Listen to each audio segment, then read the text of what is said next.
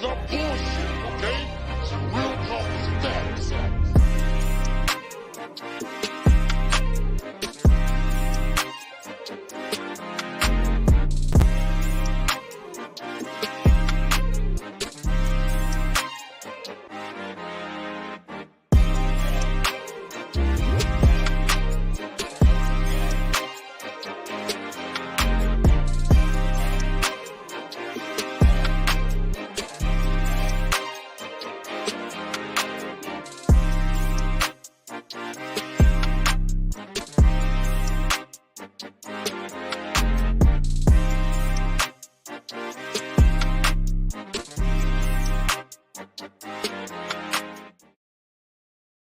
What up? What up? Welcome back, ladies and gentlemen, to another episode of Debate with Bait Podcast, episode 23, season 2 to be exact. Welcome back. I am your host, the the number one, the main host, C-Bait, Debate with Bait, Mr. Debate with Bait, coming back at you. That's right, ladies and gentlemen, I'm coming back at you. And we back at it, man. We got a lot of stuff to talk about, man. You know, we the sports center of MostSerious.com. But everybody check us out on MostSerious.com. Go in there and check us out. Check out the other podcasts. We got a lot of things going on over here. I like to describe us as a movement. We got Most City Podcast ran by the man himself, the CEO, Chuck Charles Lewis. We got Guns Down, Gloves Up with Dr. Jeremiah, a.k.a. Johnny Binder, and Dr. Candace Matthews. And we got some more acts coming. But ladies and gentlemen, we are here tonight. As you can see, solo, dolo, Scarface, no Manolo. That's right, ladies and gentlemen. My co-host, Cole, Mr. New York City, a.k.a. Mr. New York Mets, a.k.a. Mr. New York Jets, a.k.a. yes, Mr. Madison Square Garden himself. Unfortunately, ladies and gentlemen, he's out again. He is still dealing with the mouth surgery, but he is doing well. We did talk to him. So shout out to Cole. Cole, when you going to come back and get this work? I think you've been out. Well, I know you sick, but I know you sick because you told me you sick, and he actually showed us a photo this morning, ladies and gentlemen. He is out, okay? He's not playing, but I also think he don't want this smoke. You know what I'm saying? But anyway, Cole, get better. You know what I'm saying? We'll be waiting for you. We got a lot. Yes, ladies and gentlemen, I do deserve a hand clap for that because I am throwing some heat at Cole. But nah, that's my co-host. Hopefully he'll come back next week. I'm excited to get him back on the show, but he will be back, ladies and gentlemen. He did not leave. He just, his mouth is under construction right now, but he getting fixed. But shout out to the Most Serious label, the brand. Shout out to all the acts that we all talked about. Check us out. You can also go on MostSerious.com. Check out my sweater. You guys seen it before, but I got to wear it again with the Debate with Bait podcast. You can get that on MostSerious.com. And shout out to Chuck, man, holding me down, the number one label head and the number one producer. No disrespect to you, JT. You still a part of the family and you still one of the producers. But shout out to my man Chuck for holding me down. And yes, ladies and gentlemen, we are still coming back. I got my co-host coming back. I got Cole coming back. I'm still looking for the first lady of Debate with Bake, Shayla, to come back. Hopefully we get you back on next week, baby girl. We miss you. We miss the magic that you brought in the studio. So, we looking at your chair. We hope you come back. We hope you following, and we need you here. But we also got Laro today. That's right, ladies and gentlemen. Larry Evans, a.k.a. Laro, a.k.a. Roski. He is here virtually with us. And we don't know if he's going to be here with us all, but we do appreciate him being here with us on Debate with Bait. Yes, sir. Yes, sir. What's up, Roski? What's going on, man? I see you with the Ali shirt, man. Oh, man, we doing it with the GOAT, man. We goated, man. You know how we do it. For sure, for sure. That's right, man. That's right, man. Hey, we appreciate you coming by tonight, Ro, man. We appreciate you last week, man. We had a nice little audience. Ro brought his own crowd. I seen with the Houston Rockets brim on, representing for the hometown, the home family. I see you. Check him out. But we appreciate Ro coming on with us. Ro gonna be with us for a little while. We'll see if he stick around as long as he can. But we got a lot of topics to talk about. It's a busy week in sports. It's a lot of things going on, man. And we may not be able to get to them all tonight, ladies and gentlemen, but we will get to most of them. I promise you that. If you want to call in, First of all, number one, before we get to the number, the chat is open. The chat has been on fire the last 2 or 3 weeks. We ask that you keep doing that. That keeps the show going with the chat. So please feel free. Chuck sent out the link. Please feel free to get in the chat if you got any questions, any comments. Please get in and put it in the chat. Also, you can also call in at 281-969-8190. Again, you can call in at 281-969-8190 to support the Debate with Bait podcast tonight. But we looking to have a lot of fun tonight, man.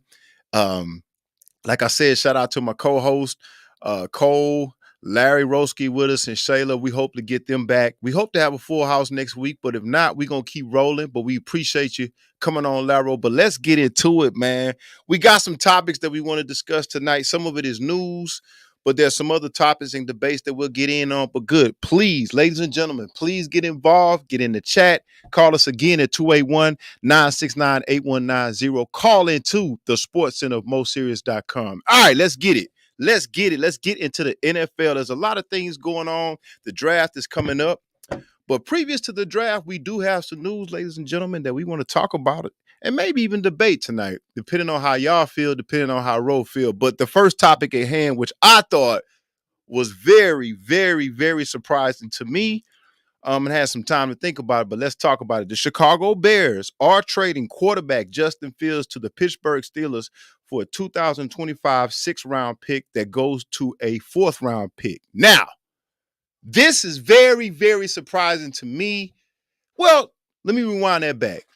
At first, I was surprised, but when I really thought about it, and we talked about it maybe last week or the week before, but we know Russell Wilson signed over there for a 1-year deal.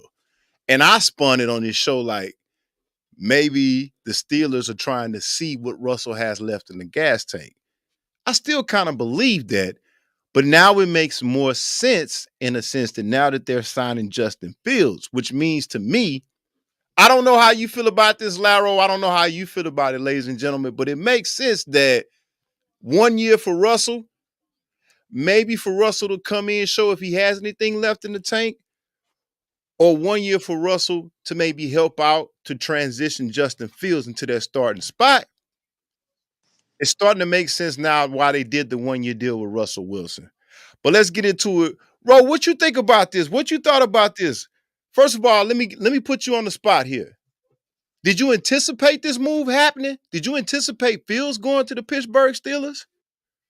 Nah, I can't lie about it, bro. Nah, not really. Just being all the way honest, I really thought they were satisfied with Rudolph and with Kenny Pickett, but at the same time, just like we talked about last week, that division is getting interesting to say the very, very least. That division is going to be crazy next year. So I didn't see it coming, but I can definitely appreciate the grand design in it. And I like the look of it for Tomlin even. That's like, man, it's going to have Tomlin looking like a genius at the end of the day if he can really, really hold it together and pull it off and get all the tire off the tread with Russell. You know, you get as much as you can. Like that was the most intelligent way I could see it done. You know what I mean? Right.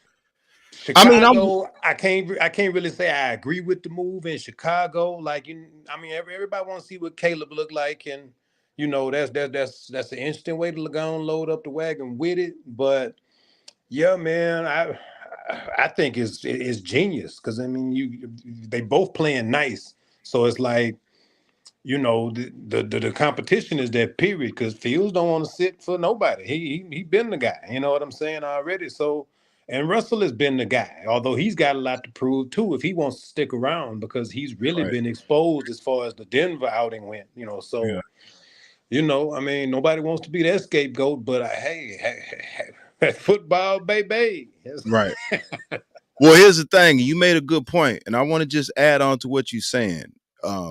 I didn't anticipate this happening, but like I said when I opened up in the intro, yes, it kind of makes sense in the sense that I was asking myself that question, like Russell getting 1 year.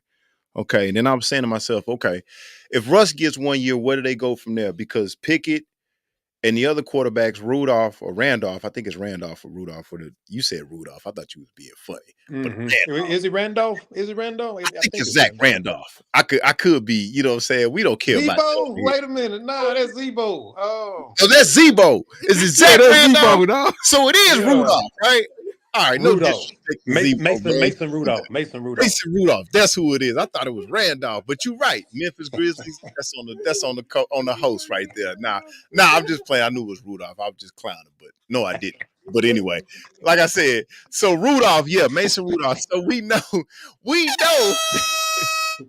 know that Pittsburgh wasn't satisfied with the two backup quarterbacks, and I think Pickett ended up leaving anyway. But Yeah, they sent him to where that fool went, man. he went He to landed somewhere as a back. yeah, He went to Philly, matter of fact. yeah, he went to Philadelphia, which he's probably gonna be a backup there. Oh, no Just question. Yeah, right. Jalen got that. Right, He but ain't here's gonna the play. thing: that I thought the walls. It was kind of crazy because I'm saying to myself like, we didn't hear anything from Chicago about Fields. We just kept hearing, are they going to take Caleb or are they going to stick with Fields? And then the Atlanta job shut down because I thought he was going to go to Atlanta with Raheem Morris and them. But come to find out, Kirk Cousins got that spot. So I'm saying to myself, it's Pittsburgh, Atlanta. Russell went out there.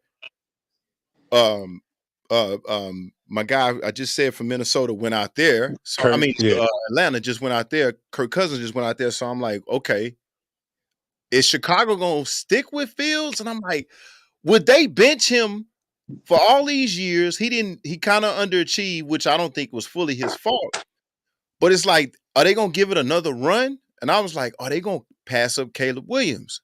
So it was still all confusing to me, but it's like now it makes sense. But then I'm still saying to myself, let's think about this, Laro. You got Fields who kind of underachieved in Chicago. And then I know he's chomping at the bit to be a starter, right? Yeah. I think he deserves to be a starter. I think he deserves to be in a system where he has an offensive coordinator that he can get used to and kind of start over. So then I'm saying to myself, well, he going to Pittsburgh, and I know Russ is going to start because Russ making a lot of money. So I'm saying to myself, okay, best case scenario, Russ starts. Maybe they know something about Fields. Maybe they don't think Fields is ready right now. Maybe they're preparing Fields to take the ship after Russ. Or just to see if Russ still has anything left. I also said this to myself about Russ. Maybe Tomlin thinks that they can make a quick Super Bowl run. Maybe Pittsburgh is looking at it like we had pieces last year. We just needed a better quarterback. Because we talked about that last week in the sense that I think Russ, like that second tier quarterbacks, if you got that team loaded up, you got a chance to get to the Super Bowl. So maybe Pittsburgh is thinking that. Maybe they thinking that Fields is not quite there yet. Maybe they're going to ride with Russ, but they're going to get Russ for a small window. They want to see how much he got left. And they're going to try to make a Super Bowl run now because the Steelers are loaded other than the quarterback. I think it's wide open. Yeah, I think it's wide open. They are loaded. So that's my thoughts on it. And then this also tells me, Laro, Chicago is all in on Caleb Williams. They going all in. They finna hand him the keys to the vet. And they finna ride with him. Whatever he give him, they gonna build something around him. And this is plain to see that they are going with Caleb Williams at that number 1 pick. Yeah. And so we got clarity. Yeah, we got clarity. So I guess, man, they got two. Or who's to say? Maybe Pittsburgh is doing a 2-quarterback system. Maybe they got a package for Fields. Maybe they got a package for Wilson. Maybe they doing it like that. I don't know. Caters to each of their skill sets, really, because they kind of the same. But then yeah. So I don't know, man. I guess it just gives kind of clarity where we don't have to worry about anymore as far as where Fields is gonna land. I'm happy for him. I hope he get a fresh start. I trust him with Mike Tomlin. I think he'll grow over there. I think he gets a fresh start. And so I'm happy for the kid, man. And Chicago is putting their stake in the ground. They going with Caleb Williams. So shout out to him. That's gonna be interesting too.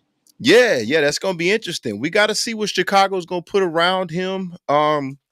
I'm definitely not looking for Chicago to get in the playoffs. Definitely looking for them to improve. But again, I think Caleb Williams has an NFL game as far as him being able to come in and be a very athletic quarterback that can both run and throw in a league where defenses are fast. And on 3rd and 5, you got to be able to produce something. So, hey, man, I'm happy for both scenarios. It'd be interesting to see how Pittsburgh is going to play out this first year with Wilson and Fields, but I'm I happy think they'll about compete. I think they yeah, compete. I yeah, damn near willing to bet they'll compete. Because like I yeah, said, they doing it to keep up with the Joneses, man. Because it's yeah. big stuff popping in Cincinnati, big stuff popping in Baltimore, big stuff popping. You know what I'm saying? There's big stuff popping all over that in Cleveland. That division popping. So Exactly. you And know, here's the thing: Jameis Winston just went over there. I'm guessing to be a and it's backup, backing up right? Deshaun now. Yeah, And Cleveland yeah. is already loading up. Flacco just went to the Colts, so they got Flacco out. Shout out to Flacco too, man. Staying old and still Getting getting his money. back on, You getting know what I'm saying? back on. That was in my shout outs, but I gotta say something since we talking about We're talking about Cleveland. quarterbacks and money. You brought up Kirk Cousins earlier. What you think about that Atlanta deal? I'm kind of, because here's the thing. He's stealing. I mean, he said it. I don't want to put it on him, but, I was going to try to give him a little bit of credit because here's the thing. The thing about My Cousins, sentiments exactly. right? The thing about Cousins is he got the numbers. He got the numbers. He does have the numbers, but do I think he deserve to get a brand new shot in Atlanta when you didn't deliver in Minnesota when they gave you everything you needed? Still remains to be seen. But Like it's like giving you a new challenger every year just to go on and wreck and learn how to drive. And it's like, nah, fool. exactly. So I mean, I can't be mad at him. Get your money, but do I think his other Who's his quarterback? agent? Who's his agent? I don't know Like, whoever he is either Jerry Maguire that but or winning. Shaw, one of them, because they got him a nice deal, and I don't even think he lived up to it. Nah, the audition was. I mean, hey, the audition was horrible. it was. But hey, man, hey, the man does have. Listen, regardless of what we think about him, the man does have Hall of Fame numbers, and it even hurts me to sit up here with purple and say that, but he does have Hall of Fame numbers. I mean, they taken the Vikings to the playoff. They won the division multiple times while he was there. I mean, but I don't know, man. I don't know what Atlanta was thinking. I probably would have gone with Fields, but That was the obvious choice. hey, I can't tell them how to run theirs, man. I cannot tell them how to run theirs. But I mean, I was a little surprised. But hey, more power to them, man. They loaded down there. They almost won the South last year. They were one game from winning the NFC South. So I don't know. All right, let's get to the next topic. Let's stay in the NFL because I'm interested to talk about this because I got questions about this. But It's good.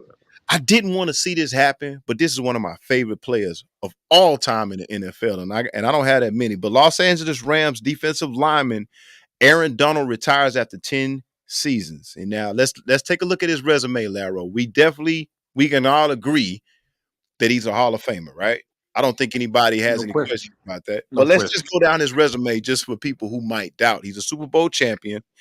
He's a 3-time NFL Defensive Player of the Year in the years of 2017, 2018, and 2020. Now, he joins the company of these other 2 players. Think about this.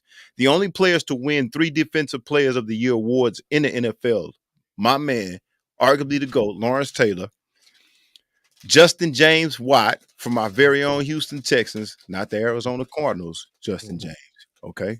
For all you Arizona fans, he got his Hall of Fame numbers in Houston, so don't even try. But Aaron Donald joins the company of these 2 gentlemen. He was also the NFL Defensive Rookie of the Year, his rookie year 2014. He's an 8-time first-team All-Pro from 2015 all the way to 2021, and then including 2023. He's a 10-time Pro Bowler from 2014 to 2023. Now, I'm going to put y'all on the spot here. Is it arguable or is it a very, very, very valid thought or opinion, if you want to call it that, Aaron Donald can be heralded as the greatest defensive player of all time in the National Football League? I think so, bro. I think so, bro. Oh, Just that's you like pick up right there. I think so, bro. Just hold looking on, at it hold on, framed Leroy, like that, hold on, Leroy. Before and no you start look. agreeing, bro, like Lawrence Taylor, JJ Watt, like greatest defensive player of all, No, but let me tell you why. Let me tell you why he in the conversation. Reverend. Up under that is Hold got on. where Bake say he and Barry the only players in NFL history to play 10 seasons get selected to the Pro Bowl in each season. You know what I'm saying? And they only played 10 seasons. So it's like, and Donald probably got maybe a good 7, 8 more years in him. Realistically, he stepping away. So That it's is like, okay. and Hold on. he's kind of Before been in a before you go there, perpetual peak. And see, them okay. player of the year, them defensive player of the years, he been in his peak since like Well, 2017 doing the that's what I same want. thing. That's what I want to ask. Is he? Because it's arguable. That's a great point you brought up. Is he still in his prime right now? I think Or you think so. he's on the downward spiral? Because Well, it's I mean, arguable that he's he's still in his trending prime. down just because of the because of the makeup of the defense and the amount of output. It's just impossible for him to continue output the way But that see, he does, fighting double team. I mean, right. But to your point though, to your point about him possibly being the greatest, is that he just won. He just was first team All Pro last year. He just finished this year, like you saying, 10 times All Pro, even last year. So that's why I put this question there, because unlike Justin James, JJ Watt, he never had any down years. Donald never had any down years. Like he nah. never had any years where, I mean, was he, and that's why I asked that question. Is he still in his What prime? about Because like it's, Charles Haley? hold on, Chuck. Hold on. We're gonna get to that. But it's arguable that he's the greatest of all time, because he it's arguable that he's still in his prime now. Like he didn't have, to me, you could argue, this is what I tell people about that. When the people ask me, is he still in his prime? Is he at the top of his prime? Of course not. But he's still coming down within that prime stage. He is not falling off to me completely at all. So it's arguable because at the end of the day, um, he ain't had no bad years, nothing close to a bad year, unless he was injured. Now, Chuck bring up a good point. There's Lawrence Taylor. I think Aaron Donald is better than JJ Watt. That's just my personal opinion. And what I mean by that, I think he has accomplished more. And it's got nothing to do with JJ Watt, but I'm saying team wise, he did win a Super Bowl. Um, Watt never won a Super Bowl. Watt never got close to it. It's not Watt's fault. But then the Arizona part of Watt's career does not compare to whatever downtime we want to say about Aaron Donald. Thanks. Now, Lawrence Taylor is where it becomes a debate for me. But Charles Haley got 2 chips, multiple Pro Bowls. Yeah, He but you got got more than to two, don't he? He got him in San Francisco and right, right. But Mm-hmm. I don't think Charles Haley has the individual accolades that compare to a Lawrence see, Taylor. Aaron Donald. I would make it interesting to throw somebody in there like Reggie White Yeah, I or had him, somebody Reverend. like that. You know what I'm saying? To make it more But interesting because it's like but again, even with Reggie White, I'm just going off of accolades. He don't compare. I nobody mean, he racked up them. compares. You're racking them up like that. The only person that compares to Aaron Donald to me that's worth the debate is Lawrence Taylor. Why? Because unlike Aaron Donald, Lawrence Taylor won an NFL MVP. Mm. And that was unheard of for defensive players. It's still even unheard of Now, nowadays. yeah. You know what I'm saying? Yeah, defensive players of the year But To be not that kind of with game MVP. changer. And it's arguable with Lawrence Taylor because again, like he kind of set nobody had ever seen that coming from an outside linebacker. The terror he was. Like now, you can throw in Reverend White, you can throw in Charles Haley.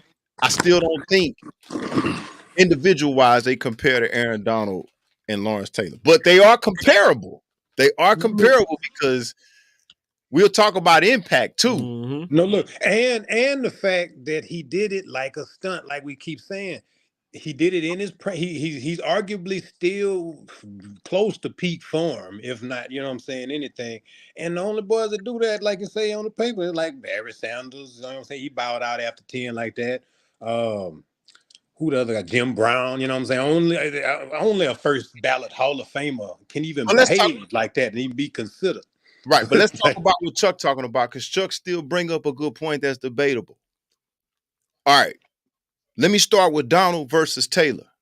Let's not forget, Aaron Donald is an interior defensive lineman, which means he gonna get tackle. blocked Yeah, more. tackle. Yeah, he tackle Whereas more double Lawrence team. Taylor was on the outside with the one-on-one. Sometimes they Yeah. started double teaming because of Lawrence Taylor. Mhm. So some people could say that. Now you start talking about Reggie White. You start talking about Charles Haley. I think Charles Haley was a defensive end, but Yeah, it was the end. right. So, But you said defensive player of all time. but you got to consider that because the interior defensive line, like you got to think about this. I'll go back to JJ Watt. For me, this is what I tell people about JJ Watt. He gonna always be in that conversation because him like Donald, they interior linemen, which means they in the thick of stuff. They got more chances to be double teamed. They got more chances to be chipped on the inside versus, and I'm not taking nothing away from Lawrence Taylor. I'm not taking nothing away from Charles Haley, but they can get caught out there. Even Michael Parsons, they can get caught out there one-on-one and they just can't deal with them. To make an impact as an interior defensive lineman, not only is we're not just talking about sacks, we talking about disruption. And that's what I say about Aaron Donald. He disrupts the offensive line. That's what I said about Justin James. It's like it's incredible for him to be doing what he was doing on the interior line. You know what I'm saying? Then there's other defensive players. Deion Sanders. That's what I was pulling up. You saw me like, You know what I'm saying? Deion Sanders. Some people Reed. could say that. yeah, I did. Ed Reed, Yeah. Ray Lewis, Safety's out, yeah. Mike That's true. Singletary. Mike You know what I'm Singletary. saying? We talking about all these, yeah, Ronnie Lott, Atwater, you know, Palomano. But when we bring them names up, I don't think greatest of all time. You know what I'm saying? like they was great names. When we said Reggie White, yeah, I thought greatest of all time. When we bring up Atwater and Ronnie Lott and all them dudes, dope dudes. Definitely Hall of Famers. If the NFL had a top 75, they'd be there. You know what I'm saying? But I don't think greatest of all time. Why The not defense- though? Why you don't think greatest of all time? Because the defense. Say that again, Lero. That Mm-hmm. You're right. it has I think defense played. I say, listen. To me, it's out of Donald and Lawrence Taylor because of this. For me, and I'm not gonna take away from Deion, Ray Lewis. You know, that if we go to Ray Lewis, this is what I tell people, and it might sound like I'm discriminating, but I'm not. But for Ray Lewis, for me, in the middle linebackers, it just seems like to me they always have great defensive lines. And so when you have a great defensive line, like people don't give the Goose a lot of credit on that Baltimore team. Don't get me wrong, Ray Lewis was fearless. He was fast. Speed was the thing on it. Took But you two couldn't block. dominoes off the table every time. Exactly. So for me, I'm biased. It's got to go to a defensive lineman to me because they the beginning. And when you got that kind of impact, well, and then if you notice, a criteria for all great defenses or good defenses, it starts up front. In football, whether it's offense or defense, if your team is great or good, it starts up front. You can't have a great quarterback without a decent offensive line. You can't have great linebackers, in my opinion, a Super Bowl winning team without that. You got to check that D line first, because here's the thing: that D line, you don't have to blitz to get pressure. They win in one-on-ones. That allows the running backs. I mean, that allows the linebackers, and even for Deion, as great as a corner as Deion was, those Cowboys and 49er teams, defensive lines. We talked about Charles Haley. They defensive line was getting pressure on their quarterback to where them cornerbacks and safeties can kind of gamble. So for me, just based, and it sounds like I'm discriminating on by position, just based on position, it's got to be Aaron Donald or Lawrence Taylor for me. I'm stuck because Aaron Donald never had a down year, but Lawrence Taylor, I don't even know if anybody else ever did it. I don't know. I don't even know, Chuck. I could be wrong, but I don't remember the last time a defensive player won the NFL MVP. Yep. And even in that time, was it the 80s or 90s, they was always giving it to quarterbacks. JJ ain't get one. MVP? Nah. Not defensive player of the He year. got the DPOY, but he didn't get it. Okay. I don't know if he got MVP. Yeah, you had to win it or win it in the Super Bowl. He might even have a Super Bowl MVP Exactly. or something But just crazy. think about that. Just think about it in that what, and it don't matter what era you in, a defensive player win an NFL MVP when that's usually a quarterback, you know, or somebody like so for me, it's out of for me, it's Lawrence Taylor because of that's how much of a disruption he was, the NFL MVP.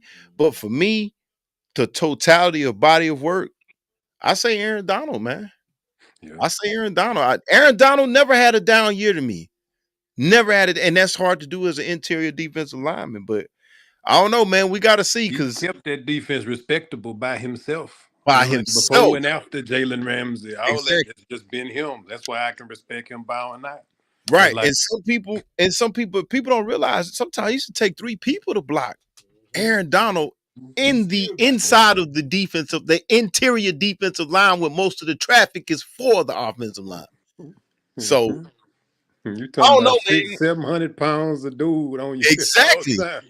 Exactly. So for me, and then I just love his story. He didn't come from Alabama. He didn't come from Georgia. He didn't come from a big time SEC or big time Miami, big time Florida State, Texas. He came from Pitt, University of Pittsburg. Feel me? So, Blue collar, hard blue work. You know what I'm saying? You know what I'm saying? So you know he a dog. So Yeah. shout out to Aaron Donald, man. It's out of him and LT for me for that vote. All right, let's get to some more. Let's stay in the NFL, and then we're going to get to this association because we got a lot to talk about this association. Laro, you good? You hanging with us? Yes, sir. I'm good. Appreciate you. Everybody can check us out on moseries.com. You can call in at 281-969-8190. If you want to get in, you can get in on the chat. Again, you can call in at 281-969-8190. All right. All these free agency moves in the offseason.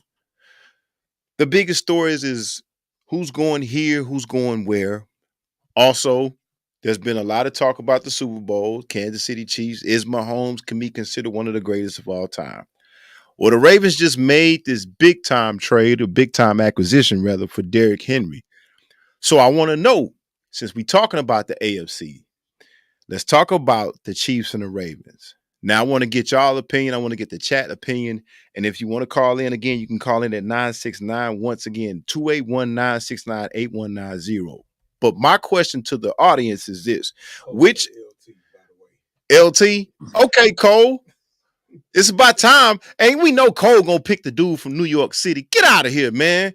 You ain't even looking at everything, Cole. But shout out, Cole, man. I'm glad you following on. But you know what? It's out of LT and Aaron Donald, but we knew you was gonna pick LT because you can't pick nobody from the Jets. But anyway, all right. So Cole, I want you to answer this question too in the chat. Which AFC offensive core are you picking to start next year? The Chiefs or the Ravens? Now, for the Chiefs, the lineup includes quarterback Patrick Mahomes, running back Isaiah Pacheco, wide receiver Rashee Rice, tight end Travis Kelce, or the new look Baltimore Ravens. And we kind of forecasting yet. We ain't seen this lineup on the field yet. But quarterback Lamar Jackson, running back Derrick Henry, wide receiver Zay Flowers, tight end Mark Andrews. All right. You up first, Laro. Who you picking and tell us why? Ooh, we in Kansas City, baby. It's a Hollywood sighting out there anyway. They went on saying that by Hollywood, and until somebody really, really proves that they really got the guns that Mahomes blazing with at Texas Tech, I can't see it. I love Baltimore. Don't get me wrong, and I love what they're doing. They building that brick by brick out there, and it's a similar look. But Mahomes a different kind of animal right now, and it's some kind of way he didn't peaked, and he's kind of locked in, and it's looking Brady-ish right now for that boy, because it's like the more toys you give him to play with, that boy make it known he gonna play with all his toys. He gonna get the ball around. He gonna take what you give him, and it's just an evolving offense, man. So I gotta go ahead and rock with KC. I got me a KC cap, man. I'm gonna get it out the closet in a minute, and be all the way honest. All right, so you got KC. Chuck, who you got? Who you rolling with? Out of Kansas City, Mahomes. Man, it's hard, bro, because I'm looking at the list. And we seen what Kansas City could do. Like Laro was just saying, bro, he gonna play with all these toys, and we ain't seen what Baltimore has. We ain't seen. We know the potential. Like I'm sitting here imagining, like, bro, if they would have had Derrick last season, like all that stuff we was talking about, how Lamar wasn't playing his game, he wanted to run to, that would not have been a problem. You know what I'm saying? but that's perception. Like we got to see that, you know what I'm saying? But we've seen this Patrick do it with none of them and still get it done. You know what I'm saying? Yeah. And so it's like the fact that he got all of them. Yeah, it's hard Who for me the to only one beat Patrick. The GOAT the only one beat Patrick, huh? In the Super Bowl, huh? Yeah. Okay. But I tell you this. So the homie, no, I thought, well, in a Super Bowl, yeah. You're talking Super Bowl. Super Bowl, yeah, because he got 3 out of 4. But been to 4, but Tampa Bay they squashed him that year. Well, and just in regular season stuff, the dude do seem like Joe Cool is the only way. Which I'm glad you brought that up. Joe Cool, the only one who like we beat the Chiefs each time. Right. And did it like we standing on it. Right. So, right. And everybody, you know, that's both of y'all are, you know, that's the safe thing because of the track record, what we saw. Yeah. But what I'm looking at is this.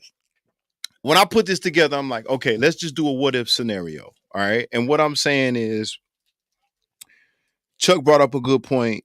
If Derrick Henry, who's not what he used to be at his prime in Tennessee, I want to put that out there. He's still good, but he's not what he was in his prime. He may be coming into the latter stages of his career, but he still got some gas in the tank. If Lamar would play like Lamar is capable of playing, and maybe I should have put that there. If we got a Lamar Jackson, let's talk about the Lamar Jackson that played against the 49ers last year in the regular season when they went down there and smacked the 49ers. I'm talking about the Baltimore Ravens that went down there and beat them like 40-something or 14, where Lamar had a healthy dose of running and throwing. You add Derrick Henry to that, and you still taking Mahomes. Both of y'all still taking Mahomes. Because here's the thing. No question. It's easy to take Mahomes because of the track record. And ultimately, y'all are both right. But I'm looking at Jackson and I'm saying to myself, he's still not there yet. If he gets to where with you, I don't even got to look at that game. I can look at the game that they lost this most recently. You know what I'm saying? I can look at that. The boy's performance in that game wasn't horrible. He just didn't make plays at the plays we knew he could have made. But even in that game with Derrick Henry, that's what I'm saying. Because that's what I think the Ravens are doing. We getting Derrick just in case Lamar don't turn the corner, or just in case Lamar gets shy. So he don't have to. We still have a running threat. So he don't have to. So if he don't feel like he want to do that, which he still should, because here's the thing: if he does that and Derrick Henry can run, it's a wrap. So I get what y'all both saying in terms of, I'm gonna let you roll in a minute. Hold on, Laro. I get what y'all saying because the safe pick, the proof is in the pudding. This dude got 3 Super Bowls, 2 NFL MVPs. I think Lamar has it too. But you got to look at this. The Ravens are smart in terms of just in case Lamar just really want to strictly be a pocket passer. You got a complimentary running back that could probably fill that hole. We paid him. We would rather see Henry get the wear and tear. You know what I'm saying? 3rd and short, 4th and goal, then put it in or protect our quarterback. Or there might have been some discussions in the clubhouse where Lamar saying, you know what? Maybe I don't want to run like that no more. Maybe I'll run when I have to, but you guys would help me out a lot if y'all get me a decent running back there. That's sound. You know what I'm saying? Larry, you was about to say something. What you was about to say? Man, it's just the way the AFC is set up. It's like, I don't know, man. It's like that team at this particular time and point, he gonna be a kingpin unless some catastrophic happen. That's why it's like I just gotta rock with with I understand. with Lamar shortening up his load and everything. All that is well and good and fine, but ultimately, if I'm a GM and I gotta go with what's gonna win, what's gonna work. I mean, because it's like, what else could you really add? I think they let Odell go. You know what I'm saying? I mean, they could probably add one more receiver. I think the defense is fine. They probably could add one more receiver, but really, if you really look at what the Ravens are, okay, what they really are, they're a smash mouth, pound the ball, run the ball type of offense. Now, what makes them deadly? What makes them unbeatable if Lamar Jackson does the dual threat, what he's capable of doing. But they really are a run hard, smash you, grind you, long possession, 15 plays down the field team. You know what I'm saying? With a little bit of 3rd and 5, Lamar scrambles, hand it off to Derek. But if you think we just gonna run it, we still can throw the ball down the field if need be. But they really are a possession by possession, grind you, clock you. That's why people thought they had a chance against KC, because guess what? People thought if they can grind you and keep Mahomes off the field, what they did to the Texans in the playoffs, they pretty much kept CJ off the field Yeah, second half. boys didn't get nothing going. Yeah, for real. Exactly. So they're a possession, smash, run the clock, wear you down type of team. That's why a lot of people are giving them a chance to beat Kansas City. Now, I don't think that's the only thing you can do to beat Kansas City, but I get why the Ravens would build on that, because other than Kansas City, the rest of the NFL ain't really been able to deal with that kind of style on a day-to-day, on a Sunday by Sunday basis. You getting a healthy diet. Like, think about it like this, Larry, what could be. And again, you all are right, because the Chiefs are showing us no matter what, we're going off what could be. But think about it like this.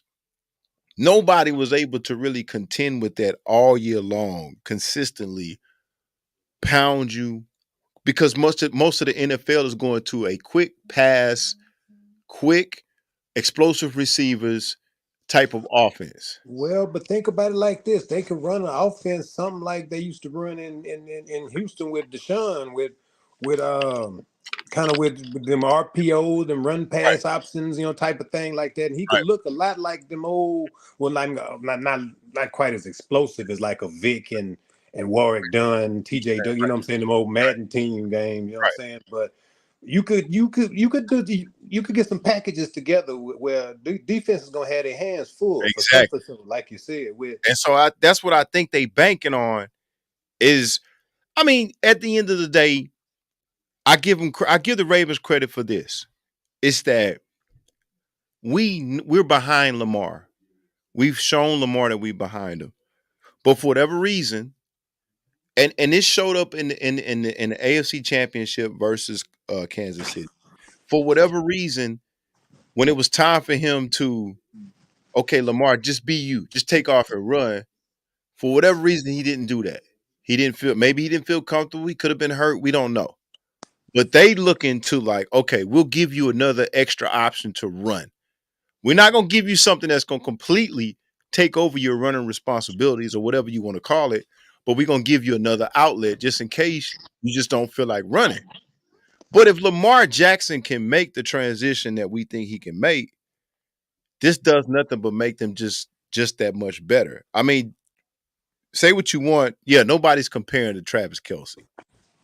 But Andrews is a good tight end. He's a Pro Bowl tight end if he's there and he's healthy. and Lamar keep him productive. That's Right. Lamar.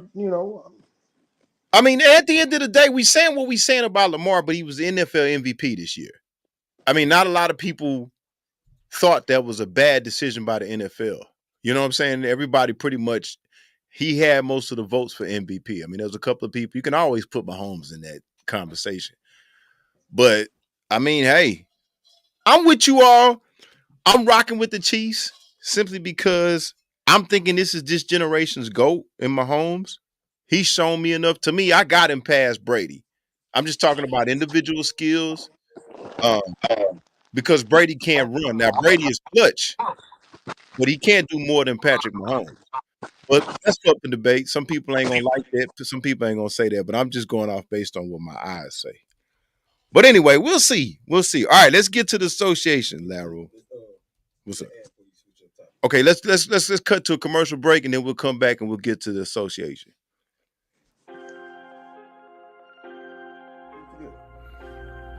Yo, rep the movement with Mo Serious Fashions. Copy your fresh snapback or hoodie or a tee. All representing the Mo City Podcast, Debate with Bake, or Gloves Up, Guns Down. Everything is custom made with love from our top-notch manufacturers. We got a dope range of colors and sizes to fit your vibe. Everything from blue, red, green, black, white, and more. Rep the Mo and keep it fresh, fam. Hit up moseries.com/merchandise and order today. Let's go.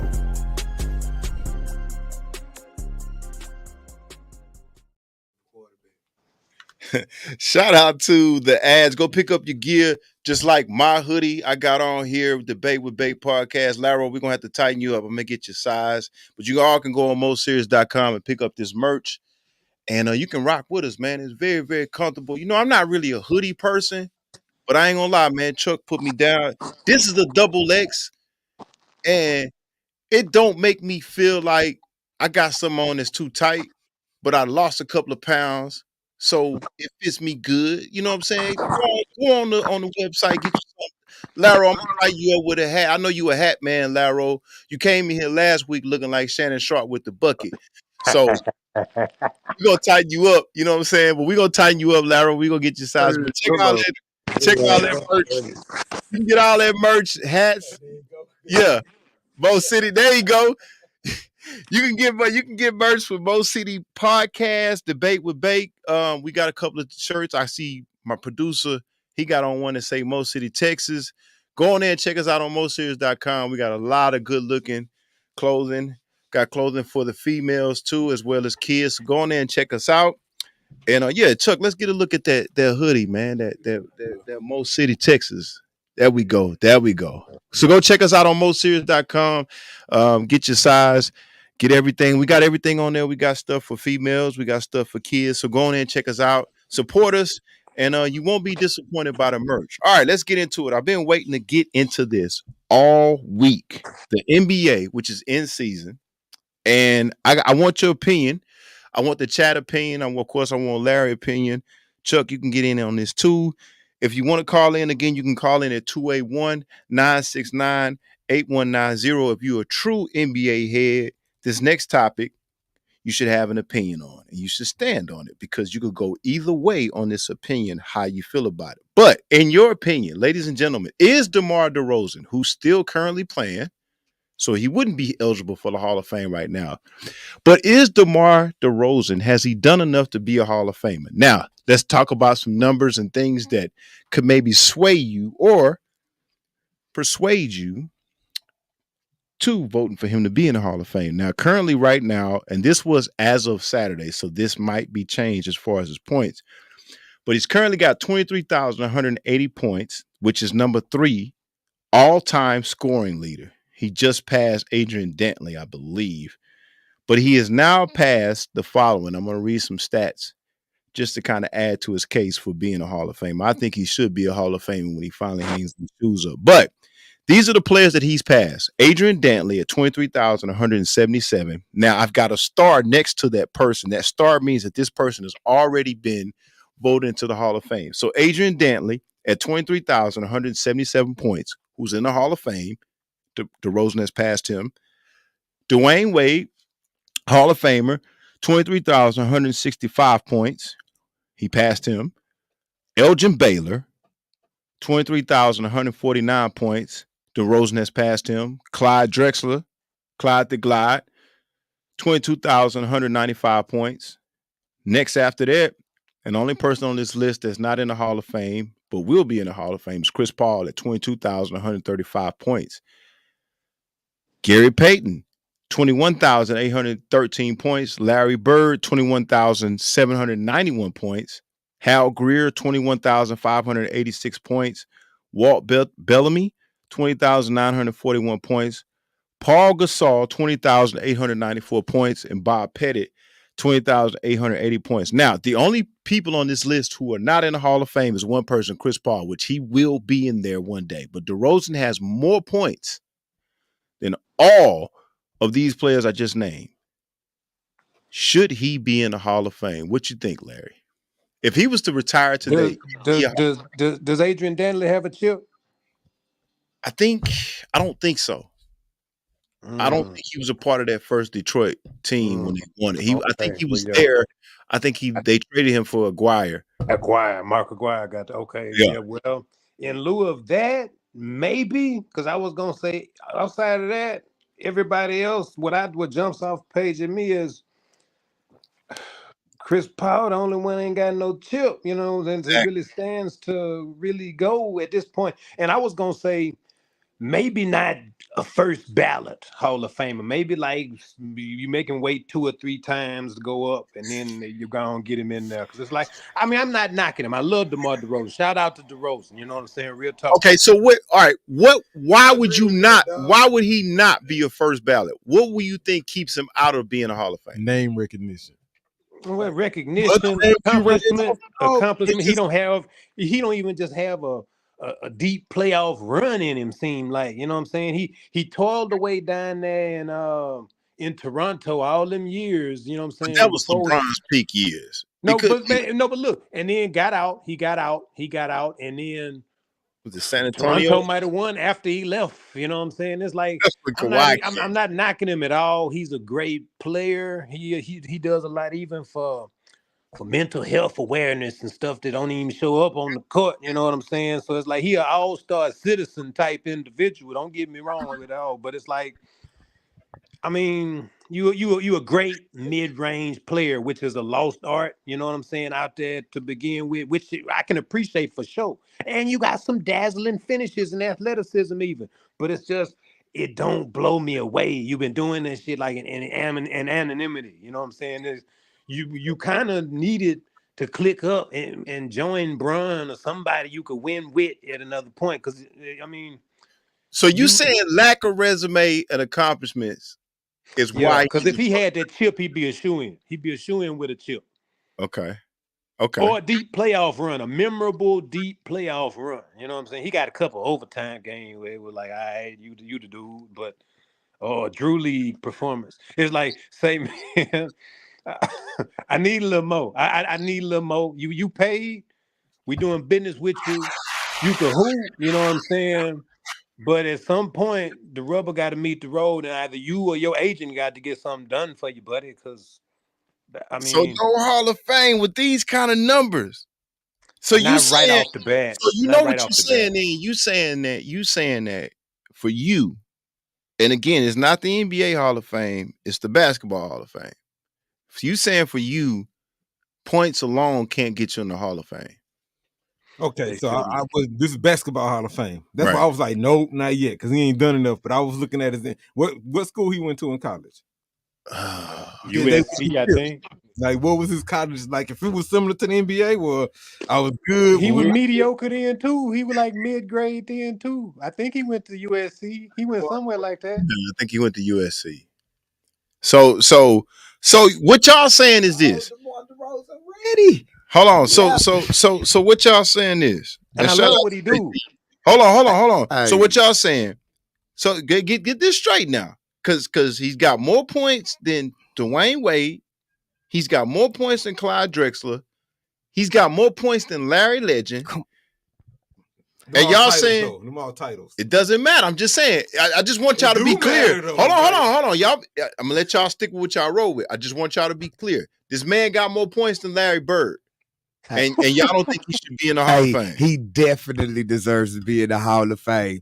It just off the list you named. That's what I'm saying. Just off the list you just what named. Up, Teasy? What up, Larry Roder? Hey, bro. Bro. So shout out to JT, man, one of the producers at Most Serious. So, but let me ask y'all this, especially you, Larry Roder. The names that he just. I remember, man, debating over this so heavily, bro. The names that you just named. Yeah. Adrian Dantley, Dwayne Wade, Elgin Baylor, Come on. Clyde Drexler, Chris Paul, Gary Payton, Larry Bird, Hal Greer, Walt Bellamy, Paul Gasol, Bob Pettit. Now, we had this same conversation about the numbers. Man, where we? I can't remember. We had the same conversation about the numbers when James Harden was doing great in Houston the first year. And I was like, man, this boy putting up Hall of Fame numbers. Got a great point. But at the same time, now that he got Chris, I think that's when Chris Paul was trying to come or just about to come. And it was like he putting up them Hall of Fame numbers. But see, Larry and them, the argument to that is James Harden won the league MVP. See, Larry's saying, Chuck saying, it ain't enough on DeMar DeRozan outside of points. That's why I put that question there. It's like, let's make sure what we talking about because everybody number one, it's got chips, got others. Yeah. But okay, everybody on that list too had great teams, bro. Only reason that's my kind of argument. See, that's another. He's that's what I was about to say. That's just like Kawhi Leonard. Well, let's just talk about Dwayne. Hold on, not just like hold on, wait. With the exception of the chips. Hold on. Let's not talk. Hold on. Let's stay on topic. Hold on. My bad. Hold on. So, but you brought up a good point because that was gonna be my next point. Clyde Drexler played with Akeem Olajuwon when he won his chip. Dwayne Wade played with LeBron James when he won his chip. Larry Bird played with 4, 5, 6 Hall of Famers. Exactly. So my case for DeMar DeRozan is nobody. He didn't really have nobody ever. And then by the time they got the chip, he was gone. He never had a super team like Dantley. You know what I'm saying? So that's my counter argument. And he putting up Elgin Baylor numbers, bro. He was almost the dude on the NBA jersey. So, but he didn't play like 52 years too. I mean, he had a good runs. That's what I'm saying. Maybe not first ballot is my thing. Nah. Like he done enough to go for sure. I mean, anyway, he on the list. Not he done first ballot, go. Right? But so you make him wait. You make Chris Paul wait too if he don't get one. You know what I'm saying? You make Chris Paul wait. Chris Paul got to go just for starting. So what you're saying is, and a lot of people are saying that, that's why it's such a good argument, is that you got to get more to get that first ballot. What about Barkley? Well, but Barkley, I mean, he talked a lot of noise. Hold on, but Barkley, league MVP, dream team, was on the dream team. You see what I'm saying? Yeah. Like DeRozan don't have that. I mean, DeRozan ain't never been a league MVP. Just quiet, but he never been a league MVP though. You feel me? He ain't just made like league noise either. Like, hold on. To your argument, he was on the losing Olympic team. Yeah, and then to your argument, you also got to say this. To your argument about that is that the counter argument to DeRozan, and I think Larry kind of saying this, and Chuck kind of saying this. If you take that comparison to Charles Barkley, there was a time in the league where you thought Charles Barkley was number 1 and number 2 power forward in the game. You never thought DeRozan was the number 1 or number 2 wing player. You thought he was top 5, but he's never was DeRozan. He never was. Think about his year. Exactly. He never was, but that's what I'm saying. He never was hands down the best at his position that year. It ain't even like a T-Mac or something like that. Like T-Mac in terms of impact, I can remember even like a diminished T-Mac in Houston and whatever numbers. I'm curious to know whether T-Mac is higher on this list than any of these boys, because T-Mac scored at a pretty high clip too, even after the athleticism. So okay, but back on your point, and that's a great point, Laro. Oh, that's dang, he stole it. But now back when you said that the players, as far as I'm saying this, have you ever had a season where DeRozan was like he played two guard small forward? Has there ever been a season where you like he the best player in the league right now? Not at his position.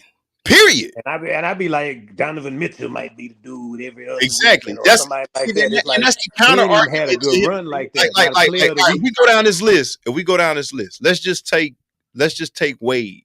Okay. That was a couple years where you like Dwayne Wade is the best 2 guard in the game. There were years where you said he's number 1 or number 2, whether it's him and Kobe. And that was when he had nobody else on his team.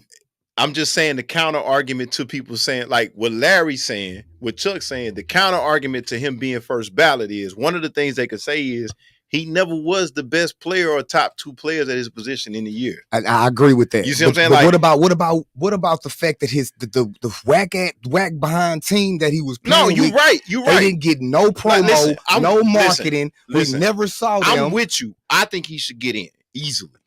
I think he should get in. But I understand what they saying. The counter argument is like, okay, he never won a chip. We counter with, look at the team he been on. But I could counter for them and say, there never was a time in the league as a 2 guard that he was the best. You can look at Dwayne Wade and say, there was a couple of years where it's arguable he's either number 1 or number 2 at his position. You could, Clyde Drexler, in the 90s, it was Jordan and him at the 2. And so Chris Paul, are we everybody taking celebrity? Are we taking the fact that they were doing amazing 360 dunks? Nah, but you got to remember, because this is the counter argument for him getting in first ballot. Is that he never was the best standout player, right? Well, he's a standout player, but I'm saying this right. Even with Barkley, my correction. So DeRozan was on the 2016 Olympics. And them niggas won gold. I was finna say, bro, like he wasn't on there, bro. But again, he didn't stand out at that. But again, how many times he been an All-Star? Listen, every time. Listen, I don't know about every time, but most of the time. I don't know about it. Most of the time. Yeah, he only missed the one when he switched teams. Chuck, pull it up right quick. How many All-Star games? I want to say he missed in his career. I want to say he missed 2. One he was hurt, and one he was switching teams. He was switching teams on one. Really? He only got 6, huh? 6 NBA All-Stars. So see that ain't okay. See, that's what I'm saying. 2014, 2016. That's why I say 2018. That's why I say the counter argument to it, like what Larry and Chuck is saying. He never. How long he been in the league? He been in for a minute. McDonald's. He said I depressed years. Give me what he. Because see, even what Chuck's saying right now, this could get him in the all basketball NBA team, all NBA third team. McDonald's All-American in 2008. So he got enough his whole career basketball. NBA second team. Yeah. I think it was like Laro said, man, that good sit down on depression, just like an artist. If you have that one whack hit. Yeah, but you can't, but even as you can't but even as an artist though, you can't argue with me if I got 6 MVP, albums, man. I got 6 albums and 5 of them go platinum. And I can't say, and you only got 2. Yes, you can if you going independent and I'm with Rock Nation. Doesn't matter. It doesn't matter. It's about the success. It ain't about that. But what if you one of them artists like you not rah, you don't want the videos, you want to be sitting on the curb playing the acoustic. Yeah, but we looking at resumes. You can't say that's what his resume is impressive. But you can't. No, it's not impressive. It's good. It's good. It's impressive. His resume is good enough. I think he's good enough to get in the Hall of Fame. But I'm just telling you the counter argument to what they say. Yeah, it makes sense. You see what I'm saying? Like what Larry and them saying is, will he eventually get in, but he not a shoe-in. Yeah. You see what I'm saying? Now, if he get a chip, he'll be good. Because see, to me, man, if you going on chips, you got to get at least 2. Either one. You know what I'm saying? You got to get at least. If you going off chips, you got to get at least 2, bro. Because one is a.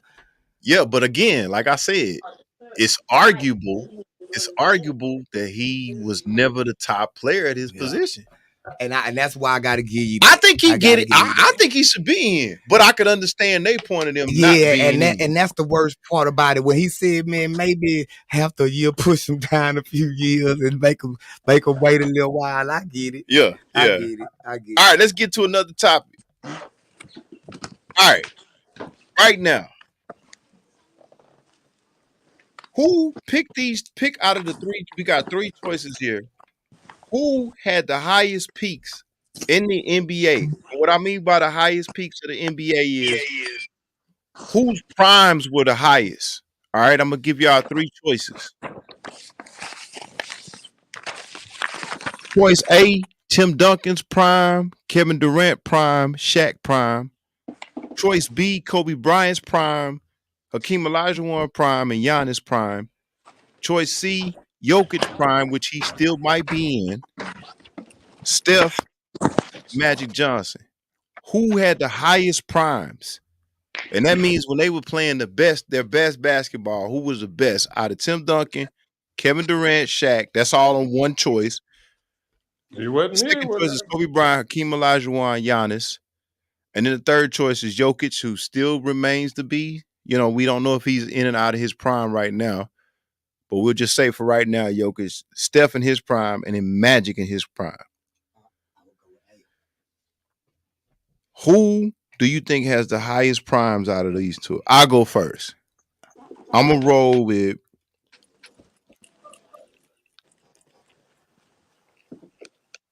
I'm gonna roll with B.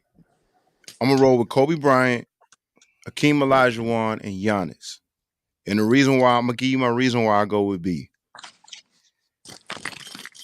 In Kobe's prime, okay, Kobe had 5 championships in his prime. Though I would say his prime was anywhere in between the third NBA championship with Shaq, going into, I guess, the transformation when he went to number 24. Because when he's with Shaq, he was number 8. He was employee 8.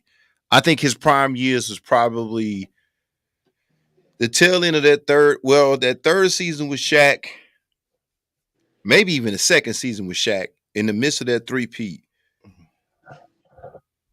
till probably when they beat Boston without Shaq and Paul Gasol, which was a great prime.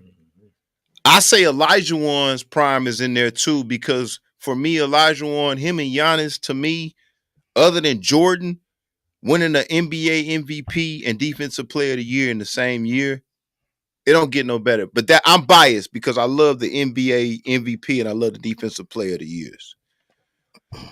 For me, Tim Duncan, he's kind of in the class all by himself. But again, the Defensive Player of the Years, Tim Duncan to me was just highly skilled for a long time. I don't even know his peak. His peak was so long, but he could kind of stand alone. Durant, everybody knows I'm not really a Durant person because for me, if you run to another team and join a super team, you automatically out. Shaq's prime didn't last that long for me. For me, Shaq's prime was LA, the 3 championships with Kobe, which was good. But for me, he was the most dominant. But does Shaq prime compare to Hakeem's prime? Debatable. Now I'm going with choice B. Now choice C for me is kind of hard because it's hard to go against Magic Johnson, man. I mean, 5 championships, like.